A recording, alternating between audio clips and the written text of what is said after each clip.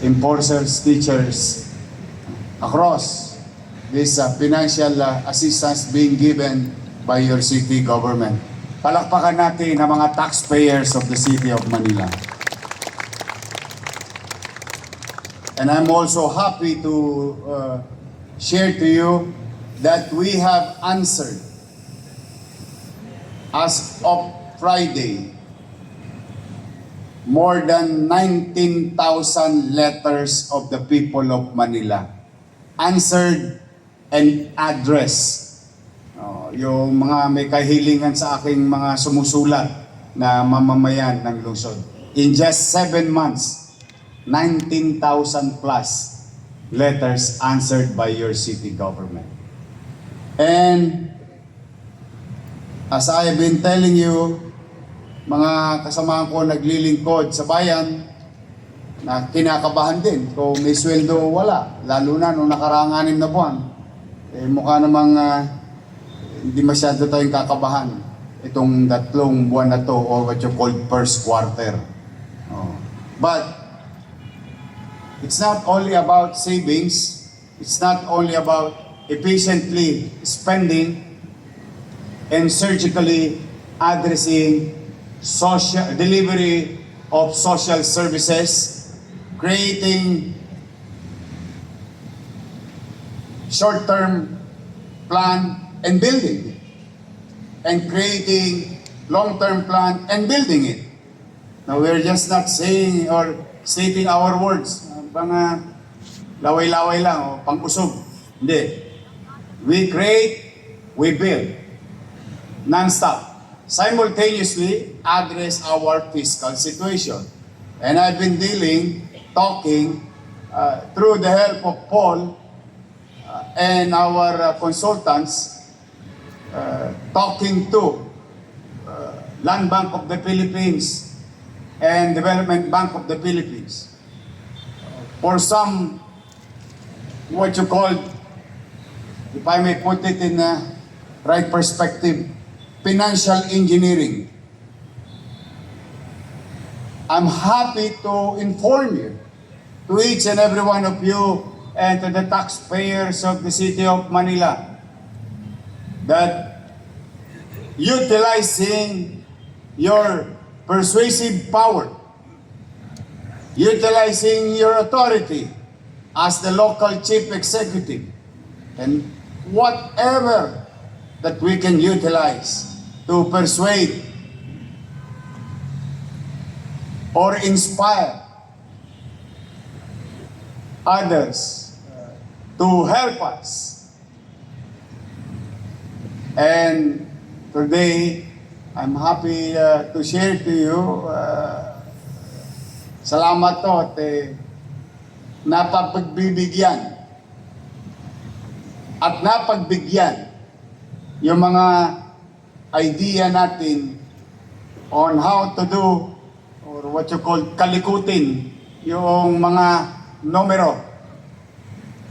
And I officially signed, and by tomorrow it will be received by the City Council. The grant given to us by Land Bank and Development Bank of the Philippines. Una, nakadiskwento po tayo. Hagling ho ito talaga. Para ho itong rubber band. But I'm happy. And, with all humility before you, we have done it. In the next 3 years of our city, of our life, of the city government, I'm happy to share that we are going to generate 1.2 billion breathing room for our financial situation with regard to our relationship to DBP and Land Bank. May tuldok na. Ilang buwan ho yan. Nagpapanik-panawag kami ng mga laway, idea, konsepto. But today, officially, with all humility, it's done. So, anong ibig sabihin yan? Teka, nakasave si Yorme ng 1.2 billion. Hindi po yan savings. Hindi po savings. Ibig sabihin, nabawasan, hihinga, bubukan dibdib ng ating kaban.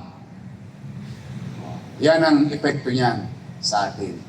So, kaya pwede ba akong makisuyo to the President of Land Bank, to the President of DBP, and board members of this government financial institution. Pwede bang palakpakan natin sila?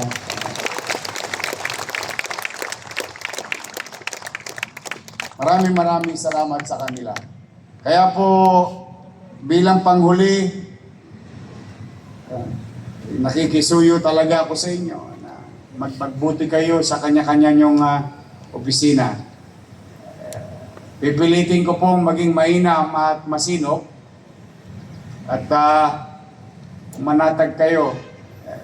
Ano man ang mga natutunan ko, ano man mga paraang makabago, whether through abacus, trigonometry, calculus, pati geodetic engineer, pahanap ko, makwenta lang kung gaano pa tayo kalayo o kalapit sa araw na inaasahan natin together.